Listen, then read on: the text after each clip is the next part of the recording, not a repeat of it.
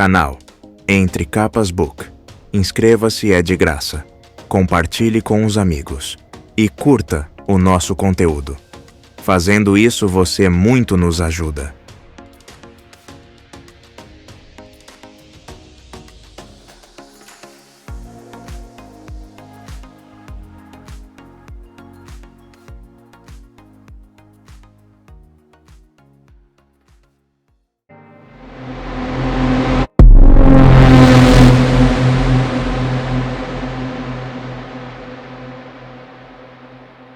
Capítulo 4.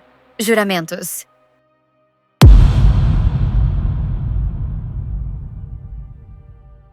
Eu sei que muitas mulheres que lerem isto pensarão que é apenas mais uma prova de que sou o ímpio herege que todos alegam que sou. De Sacramentadora, Prefácio.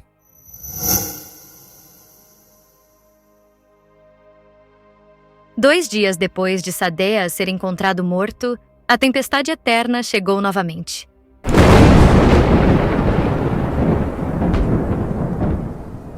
Dalinar caminhava por seus aposentos em Urithiru, atraído pela tempestade sobrenatural. Pés descalços sobre pedra gelada. Ele passou por Navani, que estava sentada à escrivaninha, trabalhando novamente em suas memórias, e foi até a sacada que dava diretamente para os penhascos abaixo de Urithiru. Ele sentia alguma coisa, um estalo nos ouvidos. O frio, ainda maior do que o normal, soprando do oeste. E algo mais. Um arrepio interno. "É você, pai das tempestades?" sussurrou Dalinar. "Essa sensação de temor? Essa coisa não é natural", disse o pai das tempestades. "É desconhecida. Ela não aconteceu antes, durante as desolações anteriores?" "Não, é nova." Como sempre, a voz do pai das tempestades soava longínqua, como um trovão muito distante. O pai das tempestades nem sempre respondia a Dalinar, e não permanecia perto dele. Isso era de se esperar. Ele era a voz da tempestade. Não podia, não devia, ser contido. Ainda assim, havia uma petulância quase infantil na maneira como ele ocasionalmente ignorava as perguntas de Dalinar. Às vezes, parecia que o fazia apenas porque não queria que Dalinar pensasse que ele viria sempre que chamado. A tempestade eterna surgiu ao longe, suas nuvens negras iluminadas por dentro pelo crepitante relâmpago vermelho. Estava baixa o suficiente no céu para que, felizmente, seu topo não alcançasse Urithiru. Ela avançava como uma cavalaria, esmagando as nuvens calmas e comuns abaixo. Dalinar forçou-se a assistir à onda de escuridão fluindo pelo platô de Urithiru. Logo pareceu que a torre solitária deles era um farol sobre um mar negro e letal. O silêncio era perturbador. Aqueles raios vermelhos não ecoavam com trovões da maneira apropriada. Ele ouvia uns estalos ocasionais, secos e súbitos, como 1000 galhos se partindo ao mesmo tempo. Mas os sons não pareciam combinar com os lampejos de luz rubra que se elevavam daquelas profundezas. De fato, a tempestade era tão silenciosa que ele pôde ouvir o característico farfalhar de tecido quando Navani se aproximou dele. Ela o envolveu nos braços, se pressionando contra suas costas, pousando a cabeça em seu ombro. Dalinar baixou os olhos e notou que ela havia removido a luva da mão segura, que mal estava visível no escuro. Dedos belos e esguios, delicados, com as unhas pintadas de vermelho vivo. Ele a viu sob o luar da primeira lua acima e os lampejos intermitentes da tempestade abaixo. "Alguma outra notícia do oeste?" sussurrou Dalinar. A tempestade eterna era mais lenta do que uma grã tormenta e havia atingido Shinovar muitas horas antes. Ela não recarregava esferas, mesmo que deixadas do lado de fora durante toda a passagem da tormenta. "As telepenas estão agitadas. Os monarcas estão demorando a responder, mas suspeito que logo descobrirão que precisam nos escutar." "Acho que você subestima a teimosia que uma coroa pode incutir na mente de um homem ou de uma mulher." Navani. Dalinar passara várias grã-tormentas ao ar livre, principalmente na juventude. Ele havia contemplado o caos do paredão levantando rochas e detritos, os relâmpagos que partiam o céu, as trovoadas. Gran-tormentas eram a expressão suprema do poder da natureza. Selvagens, indômitas, enviadas para lembrar o homem da sua insignificância. Contudo, gran-tormentas nunca pareceram odiosas. Aquela tempestade era diferente. Ela parecia vingativa. Fitando aquela escuridão abaixo, Dalinar pensou enxergar o que ela havia feito. Uma série de vislumbres, lançados com fúria contra ele. As experiências da tempestade enquanto cruzava lentamente Rochar. Casas arrancadas do chão. Os gritos dos ocupantes perdidos na tormenta. Pessoas apanhadas nos campos, fugindo em pânico diante da tempestade imprevista. Cidades fulminadas pelos raios. Vilas lançadas nas sombras. Plantações destruídas pelo vento. E vastos oceanos de olhos vermelhos brilhantes, despertando como esferas subitamente renovadas com luz das tempestades. Dalinar soltou um suspiro longo, lento e sibilante, enquanto os vislumbres se desvaneciam. "Isso foi real?" sussurrou ele. "Sim", respondeu o pai das tempestades. "O inimigo cavalga essa tempestade. Ele está ciente de você, Dalinar." Não era uma visão do passado nem uma possibilidade do futuro. Seu reino, seu povo, todo o seu mundo estava sendo atacado. Ele respirou fundo. Pelo menos, aquela não era a tempestade singular que eles haviam vivenciado quando a tempestade eterna se chocou com a gran-tormenta, na primeira vez. Aquela ali parecia menos poderosa. Não era capaz de derrubar cidades, mas causaria a destruição delas. Os ventos atacavam em rajadas, hostis, de modo que parecia deliberado. O inimigo parecia mais interessado em atacar as cidades pequenas, os campos, as pessoas pegas de surpresa. Muito embora não fosse tão destrutiva quanto ele temera, a tempestade ainda causaria milhares de mortes. Deixaria as cidades arrasadas, particularmente aquelas sem abrigo a oeste. Mais importante, roubaria os trabalhadores parchemanos e os transformaria em esvaziadores, soltos contra a população. No fim, aquela tempestade cobraria um preço em sangue de Rochar que não se via desde as desolações. Ele levantou a mão para segurar a de Navani, enquanto ela, por sua vez, o abraçava. "Você fez o que podia, Dalinar", sussurrou ela depois de um tempo assistindo à tormenta. "Não insista em carregar esse fracasso como um fardo." "Não vou." Ela o soltou e virou-o para si, de costas para a tempestade. Usava um roupão que não era apropriado para sair em público, mas também não era exatamente imodesto. A não ser por aquela mão, com a qual acariciou o queixo dele. "Eu não acredito em você, Dalinar Kholin", sussurrou ela. "Posso ler a verdade na tensão dos seus músculos, no seu maxilar travado. Sei que você, mesmo debaixo de pedregulho, insistiria que está tudo sob controle e pediria para ver os relatórios de campo dos seus homens."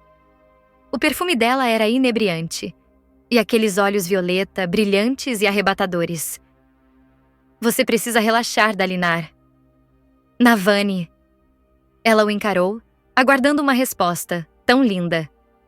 Muito mais bela do que quando ambos eram jovens, ele poderia jurar. Pois como alguém poderia ser tão bela quanto ela era agora? Ele a pegou pela nuca e a puxou para um beijo. A paixão despertou. Ela se apertou a ele, os seios pressionando seu corpo através do tecido fino. Dalinar bebeu dos lábios dela, da sua boca, do seu perfume. Esprenos de paixão flutuavam ao redor deles como flocos de neve cristalinos. Dalinar se deteve e deu um passo atrás. "Dalinar", disse ela quando ele se afastou. "Sua recusa teimosa em se deixar seduzir faz com que eu duvide do meu charme." "É importante para mim ter controle, Navani", respondeu ele, a voz rouca. Agarrou-o para peito de pedra, os dedos pálidos. "Você sabe como eu era, o que me tornei, quando era um homem sem controle. Não vou me entregar agora."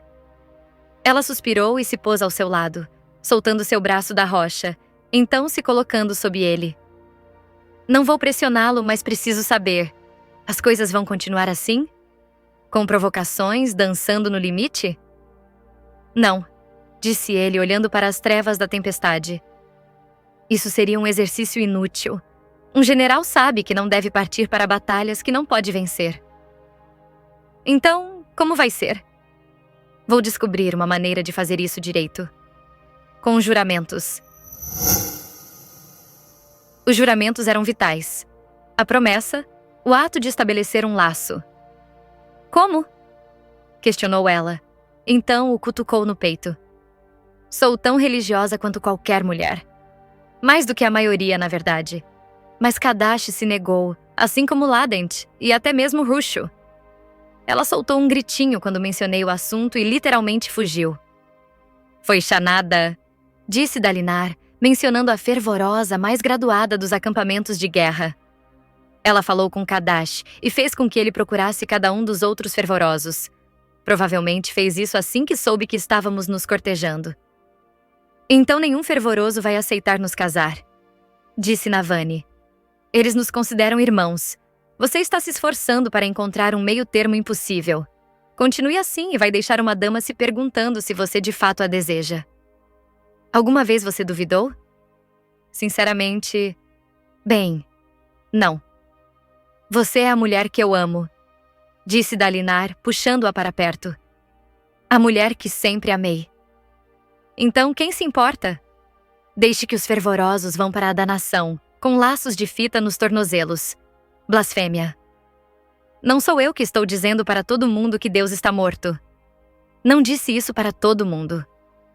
Ele suspirou, soltando-a com relutância, e caminhou de volta para seus aposentos, onde um braseiro de carvão irradiava um calor bem-vindo, fornecendo também a única luz do ambiente.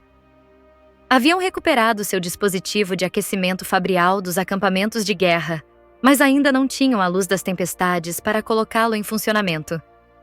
As eruditas haviam descoberto longas correntes e gaiolas, aparentemente usadas para baixar esferas até as tempestades, para que pudessem renová-las, se as grantormentas retornassem algum dia. Em outras partes do mundo, o pranto havia recomeçado, depois cessado de modo intermitente. Podia recomeçar. Ou as tempestades normais podiam ter início. Ninguém sabia, e o pai das tempestades se recusara a responder. Navani entrou e fechou as cortinas espessas sobre o umbral, amarrando-as com firmeza. Aquela sala estava abarrotada de mobília, cadeiras junto das paredes e tapetes enrolados empilhados sobre elas. Havia até mesmo um espelho de pé. As imagens de esprenos de vento contorcidos na moldura tinham a aparência arredondada distinta de algo que havia sido originalmente esculpido em bezoulcera, então transmutado para madeira. Haviam colocado tudo aquilo ali para ele, como se estivessem preocupados que seu grão-príncipe vivesse em simples aposentos de pedra. Vamos pedir que alguém esvazie este cômodo para mim amanhã, disse Dalinar. Há espaço o bastante na câmara ao lado, que podemos transformar em uma sala de estar ou um salão comunal. Navani assentiu e se sentou em um dos sofás. Ele a viu refletida no espelho, a mão ainda casualmente descoberta, o roupão caindo para o lado, expondo o pescoço, colo e parte do que ficava abaixo. Ela não estava tentando ser sedutora naquele momento. Só ficava à vontade perto dele. Intimamente familiar, além do ponto em que se sentiria envergonhada de que ele a visse descoberta. Ainda bem que um deles estivesse disposto a tomar a iniciativa no relacionamento.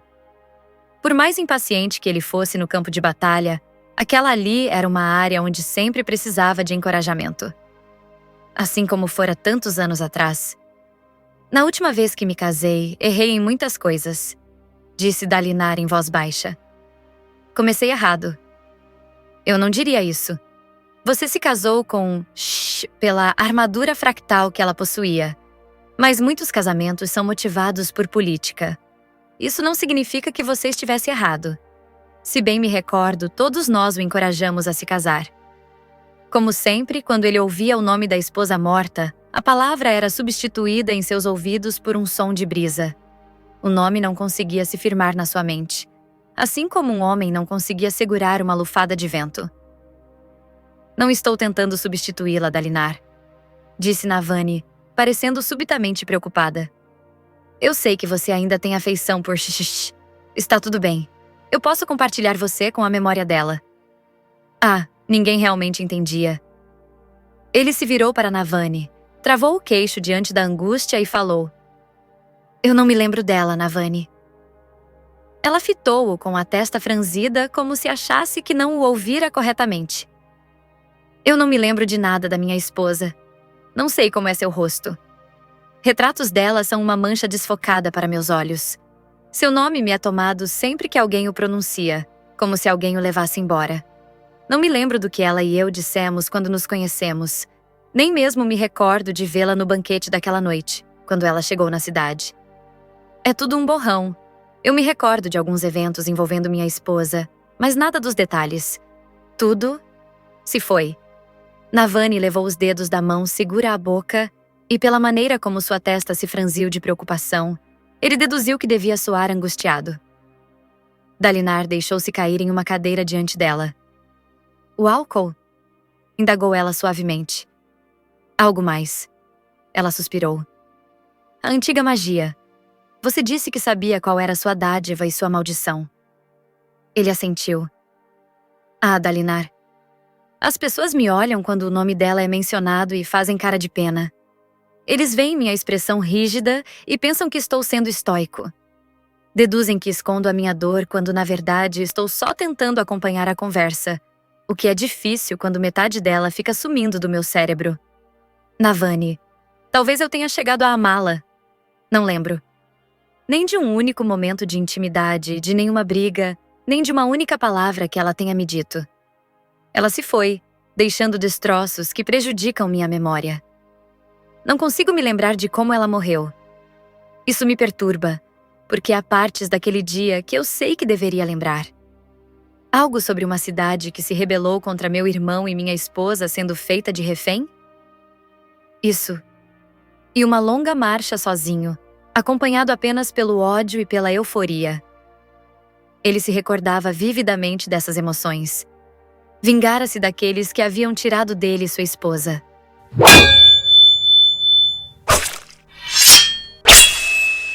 Navani se acomodou no assento ao lado de Dalinar, pousando a cabeça no seu ombro. Quisera eu poder criar um fabrial para acabar com esse tipo de dor. Sussurrou ela. Eu acho que perdê-la deve ter doído muito, considerando o que me levou a fazer. Murmurou Dalinar. Só me restam as cicatrizes. Ainda assim, Navani, quero fazer tudo direito conosco. Sem erros. Tudo da maneira apropriada, com juramentos declarados a você perante alguém. Meras palavras. Palavras são as coisas mais importantes na minha vida neste momento. Ela entreabriu os lábios, pensativa. Elhocar? Não gostaria de colocá-lo nessa posição. Um sacerdote estrangeiro? Dos Azichianos, talvez? Eles são quase Vorim. Isso seria o mesmo que me declarar um herege. Seria demais. Não vou desafiar a igreja Vorim. Ele fez uma pausa. Mas talvez eu possa contorná-la. O quê? Ele olhou para cima, na direção do teto. Talvez possamos recorrer a alguém com autoridade maior do que a deles. Você quer que um espreno nos case? Indagou ela, parecendo achar graça. Usar um sacerdote estrangeiro seria herético, mas usar um espreno não? O pai das tempestades é o maior resquício de honra, disse Dalinar. Ele é um fragmento do próprio Todo-Poderoso, e é a coisa mais próxima de um Deus que nos restou. Ah, não estou levantando uma objeção, replicou Navani. Eu deixaria um lavador de pratos confuso nos casar. Só acho que é um pouco incomum. É o melhor que vamos conseguir, partindo do princípio de que ele esteja disposto. Ele olhou para Navani, então levantou as sobrancelhas e deu de ombros. Isso é um pedido de casamento? Sim. Dalinar Collin, com certeza dá para ser melhor que isso. Ele acariciou a nuca de Navani, tocando seu cabelo negro que ela havia deixado solto. Melhor do que você, Navani? Não acho que dê. Não acho que qualquer homem tenha tido uma chance melhor do que essa. Ela sorriu, e sua única resposta foi um beijo.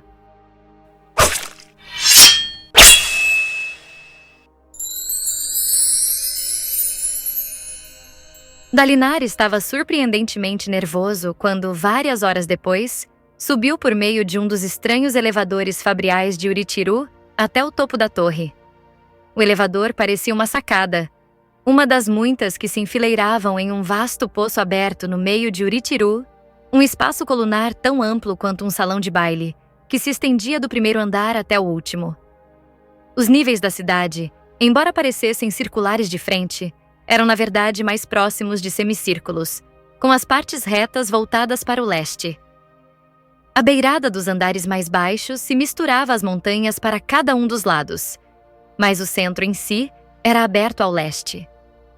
As salas daquele lado reto tinham janelas que davam vista para a origem. E ali, naquele poço central, essas janelas compunham uma parede. Um painel de vidro único, puro e intacto, de dezenas de metros de altura. Durante o dia, aquela parede inundava o poço com brilhante luz solar. Agora, estava escuro com as trevas noturnas. A sacada se arrastava em um ritmo constante pelo fosso vertical na parede.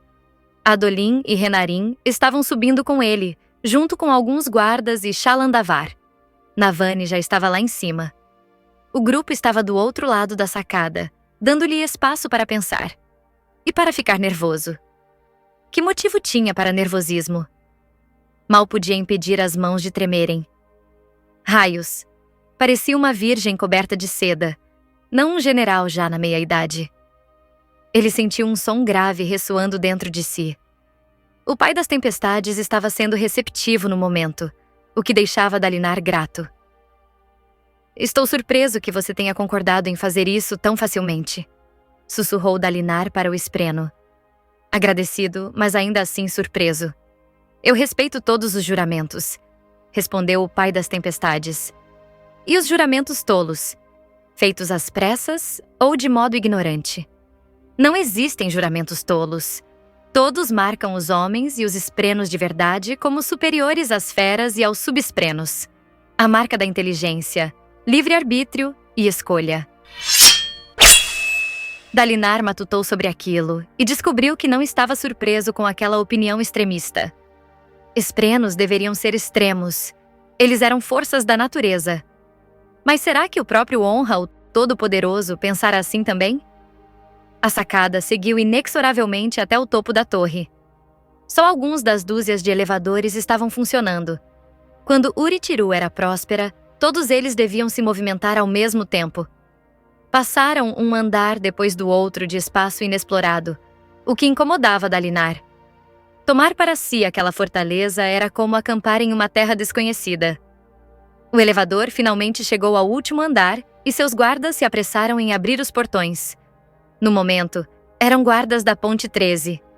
Ele havia designado a Ponte 4 para outras responsabilidades, considerando-os importantes demais para o simples serviço de guarda, agora que estavam perto de se tornarem radiantes. Cada vez mais ansioso, Dalinar liderou o caminho em meio a vários pilares decorados com representações das ordens dos radiantes. Uma escadaria levou-o através de um alçapão até o terraço da torre. Muito embora cada nível fosse menor que o outro abaixo, aquele terraço ainda tinha cerca de 100 metros de largura. Estava frio ali, mas alguém colocara braseiros para aquecer e tochas para fornecer luz. O céu noturno estava limpo, e lá no alto, esprenos de estrelas giravam e formavam padrões distantes. Dalinar não sabia o que pensar sobre o fato de que ninguém, nem mesmo seus filhos, questionara quando ele anunciara sua intenção de se casar no meio da noite, no terraço da torre. Ele procurou por Navani e ficou chocado ao descobrir que ela havia encontrado uma tradicional coroa de noiva. A intrincada tiara de jade e turquesa complementava seu vestido de casamento.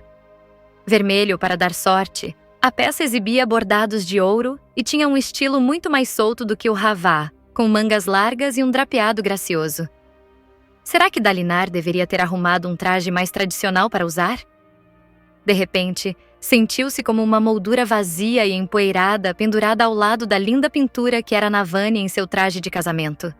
Elhokar estava ao lado dela, em uma postura rígida, trajando um casaco dourado formal e um saiote takama frouxo. Estava mais pálido do que o usual, depois da tentativa de assassinato fracassada durante o pranto, onde ele quase sangrara até a morte. Andava descansando um bocado ultimamente. Muito embora houvessem decidido evitar a extravagância de um casamento aletiano tradicional, eles haviam convidado algumas pessoas. o luminobre Aladar e sua filha, Sebarial e sua amante, Calami e Teshav, para servirem de testemunhas. Dalinar ficou aliviado ao vê-las. Temera que Navani não conseguisse encontrar mulheres dispostas a autenticar o casamento. Um punhado de oficiais e escribas de Dalinar preenchiam a pequena procissão. Bem no fim da multidão reunida entre os braseiros, ele identificou um rosto que o surpreendeu. Kadash, o fervoroso, viera, como solicitado. Seu rosto barbado e marcado de cicatrizes não parecia feliz, mas ele viera. Um bom sinal. Com tudo mais que estava acontecendo no mundo, talvez um grão-príncipe se casando com a cunhada viúva não fosse causar tanto alvoroço. Dalinar foi até Navani e tomou suas mãos, uma oculta em uma manga, a outra cálida ao toque. "Você está maravilhosa", disse ele. "Como achou tudo isso?" "Uma dama deve sempre estar preparada." Dalinar olhou para El-Rokar, que curvou a cabeça em resposta. "Isso vai confundir ainda mais nosso relacionamento", pensou Dalinar, lendo o mesmo sentimento no rosto do sobrinho. Gavilar não teria apreciado o modo como Dalinar lidara com seu filho. Apesar das suas melhores intenções, Dalinar havia atropelado o rapaz e tomado o poder. O período de convalescência de El-Rokar piorara a situação, já que Dalinar se acostumara a tomar decisões por conta própria. Contudo, Dalinar estaria mentindo para si mesmo se dissesse que aquele processo havia começado naquela situação. Agira pelo bem de Aletkar, pelo bem da própria Roshar, mas não podia negar o fato de que, passo a passo, havia usurpado o trono, apesar de alegar o tempo todo que não tinha intenção de fazer isso. Dalinar soltou uma das mãos de Navani e pousou-a no ombro do sobrinho. "Sinto muito, filho", disse ele. "Você sempre sente, tio", observou El-Rokar. "Isso não o impede de fazer nada, mas também não acho que deveria. Você vive assim, decide o que quer. Então vai lá e toma. Todos deveríamos aprender contigo se conseguirmos descobrir como acompanhá-lo." Dalinar se retraiu. "Tenho coisas a discutir com você, planos que talvez aprecie. Mas esta noite peço apenas sua bênção, se quiser me concedê-la." "Isso vai deixar minha mãe feliz", disse El-Rokar. "Então tudo bem." El-Rokar beijou a mãe na testa. Então deixou-os atravessando o terraço a passos largos. De início, Dalinar se preocupou que o rei fosse embora, mas ele parou ao lado de um dos braseiros mais distantes, aquecendo as mãos. "Bem", disse Navani, "só está faltando seu espreno, Dalinar. Se ele vai..." Uma brisa forte atingiu o topo da torre, levando o aroma da chuva recente, de pedra molhada e galhos quebrados. Navani arquejou, se apoiando em Dalinar. Uma presença emergiu no céu. O pai das tempestades abarcava tudo. Um rosto que se estendia até os 2 horizontes, fitando os homens de modo imperioso. O ar ficou estranhamente parado, e tudo menos o topo da torre pareceu sumir. Era como se houvessem caído em um lugar fora do próprio tempo. Tanto os olhos claros quanto os guardas murmuraram ou gritaram. Até mesmo Dalinar, que já estava esperando, percebeu que havia dado um passo para trás e teve que lutar contra o impulso de se encolher de medo diante do espreno. "Juramentos?", trovejou o pai das tempestades. "São a essência da honradez. Se pretende sobreviver à tempestade vindoura, juramentos devem guiá-lo." "Fico à vontade com juramentos, pai das tempestades", replicou Dalinar. "Como você sabe?" "Sim. O primeiro em milênios a se vincular a mim." De algum modo, Dalinar sentiu a atenção do espreno se voltar para Navani. "E você? Juramentos significam alguma coisa para você?" "Apenas os juramentos certos", respondeu Navani. "E seu juramento para este homem?" "Juro para ele, e para você, e para qualquer um que queira ouvir. Dalinar Kholin é meu, e eu sou dele. Você já quebrou juramentos antes." "Todo mundo já quebrou", disse Navani sem se intimidar. "Somos frágeis e tolos, no entanto, este eu não quebrarei. Eu garanto." O pai das tempestades pareceu satisfeito com a resposta, embora fosse muito diferente dos votos de casamento aletianos tradicionais. E você, vinculador? Perguntou ele. Também juro, disse Dalinar, segurando-a. Navani Collin é minha, e eu sou dela. Eu a amo. Que assim seja. Dalinar havia antecipado trovão, relâmpago, alguma trombeta celestial de vitória. Em vez disso, a atmosfera atemporal terminou. A brisa passou. O pai das tempestades desapareceu. Acima de todos os convidados reunidos, ondas de difusos esprenos de admiração azuis surgiram. Mas não sobre Navani. Em vez disso, ela estava cercada por esprenos de glória, as luzes douradas girando acima da sua cabeça. Ali perto, Sebarial esfregou a têmpora, como se tentasse compreender o que havia visto. Os novos guardas de Dalinar relaxaram, parecendo subitamente exaustos. Adolin, sendo Adolin, soltou um berro de alegria. Ele se aproximou correndo, deixando uma trilha de esprenos de alegria que tinham a forma de folhas azuis, se apressando para acompanhá-lo. Ele deu um grande abraço em Dalinar, depois em Navani. Renarinho seguiu, mais reservado, mas, a julgar pelo largo sorriso em seu rosto, igualmente satisfeito. A parte seguinte foi como um borrão, apertando mãos, dizendo palavras de agradecimento, insistindo que nenhum presente era necessário, já que eles haviam pulado aquela parte da cerimônia tradicional. Aparentemente, o pronunciamento do pai das tempestades havia sido dramático o bastante para que todos o aceitassem. Até mesmo Elhokar, apesar do despeito anterior, abraçou a mãe e apertou o ombro de Dalinar antes de descer. Agora só sobrara Kadash. O fervoroso esperou até o fim, as mãos unidas diante de si, enquanto o terraço se esvaziava. Para Dalinar, Kadash sempre parecera estranho naquelas túnicas. Muito embora ele possuísse a tradicional barba quadrada, Dalinar não via nele um fervoroso, e sim um soldado, de porte esguio, postura perigosa e atentos olhos lilazes. Ele tinha uma cicatriz tortuosa subindo e contornando a cabeça raspada. A vida de Kadash podia agora ser de paz e serviço, mas ele passara a juventude na guerra. Dalinar sussurrou algumas promessas para Navani, e ela o deixou e desceu para o nível abaixo, onde havia ordenado que servissem alimentos e vinho. Dalinar foi até Kadash, confiante. O prazer de ter finalmente feito o que havia adiado por tanto tempo o dominava. Estava casado com Navani. Essa era uma felicidade que pensara perdida desde a juventude, um resultado que nem mesmo se permitira sonhar. Ele não pediria desculpas por isso, nem por ela. Luminobre, disse Kadash em voz baixa. Formalidade, velho amigo. Gostaria de poder estar aqui apenas como um velho amigo, replicou Kadash. Preciso relatar isso, Dalinar. O fervor não vai ficar feliz.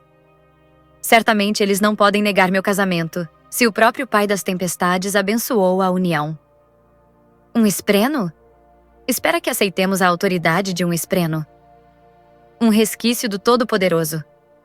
Dalinar, isso é blasfêmia, declarou Kadash, a voz angustiada. Kadash, você sabe que eu não sou um herege. Você lutou ao meu lado.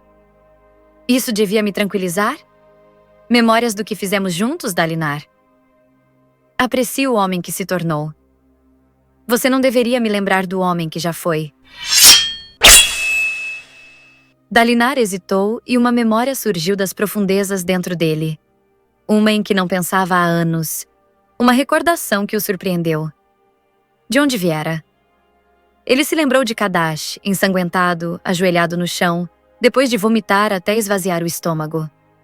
Um soldado casca-grossa que havia encontrado algo tão vil que até mesmo ele ficou abalado. Ele partiu para se tornar um fervoroso no dia seguinte. A fenda, sussurrou Dalinar. Ratalas. Tempos sombrios não precisam ser desenterrados. Isso não tem a ver com aquele dia, Dalinar. Tem a ver com hoje e com o que você andou espalhando através das escribas. Histórias sobre essas coisas nas suas visões. Mensagens sagradas, disse Dalinar, sentindo frio. Enviadas pelo Todo-Poderoso. Mensagens sagradas alegando que o Todo-Poderoso está morto e que chegaram na véspera do retorno dos esvaziadores? Dalinar, não percebe como isso soa? Eu sou seu fervoroso, tecnicamente seu escravo. E sim, talvez ainda seja seu amigo. Tentei explicar aos conselhos em Karbrandt e Jakeved que você tem boas intenções. Eu digo aos fervorosos do enclave sagrado que você tem em mente a época quando os cavaleiros radiantes eram puros, e não a corrupção que os tomou. Digo a eles que você não tem controle sobre essas visões. Mas Dalinar, isso foi antes de você começar a dizer que o Todo-Poderoso está morto. Eles já estão bem zangados com isso, e agora você foi e desafiou as convenções cuspindo na cara dos fervorosos. Eu, pessoalmente, não acho que você se casar com Navani faça diferença. Essa proibição certamente está desatualizada. Mas o que você fez esta noite? Dalinar chegou a tocar o ombro de Kadash, mas o homem se afastou. Meu amigo, disse Dalinar em voz baixa. Honra pode ter morrido, mas eu tenho sentido outra coisa. Algo além. Um calor e uma luz. Não é que Deus tenha morrido. É que o Todo-Poderoso nunca foi Deus. Ele fez o melhor que pôde para nos guiar, mas era um impostor. Ou talvez apenas um agente. Um ser que não era diferente de um espreno. Ele tinha o poder de um deus, mas não o pedigree. Kadash fitou-o com olhos arregalados. Por favor, Dalinar, nunca repita o que acabou de dizer. Acho que posso arrumar uma explicação para o que aconteceu esta noite. Talvez. Mas você não parece perceber que está a bordo de um navio prestes a afundar, no meio de uma tempestade, enquanto insiste em dançar na proa. Não vou esconder a verdade se eu a encontrar, Kadash, replicou Dalinar. Você acabou de ver que estou literalmente ligado a um espreno de juramentos. Eu não ouso mentir. Não acho que você mente, Dalinar, mas acho que pode se enganar. Não se esqueça de que eu estava lá. Você não é infalível. Lá? Pensou Dalinar. Kadash recuou, fez uma mesura, então se virou e partiu. Do que ele lembra que eu não consigo lembrar? Dalinar o viu partir. Por fim, sacudiu a cabeça e foi se juntar ao banquete da meia-noite, decidido a sair dele o mais cedo que o decoro permitisse. Precisava passar algum tempo com Navani, sua esposa.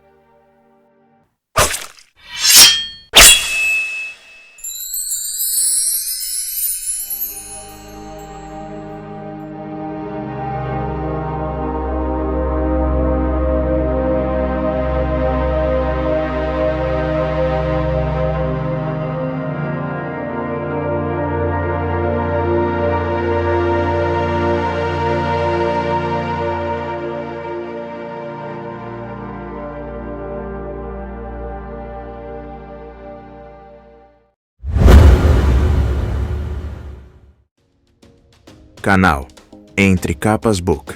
Inscreva-se, é de graça. Compartilhe com os amigos. E curta o nosso conteúdo. Fazendo isso, você muito nos ajuda.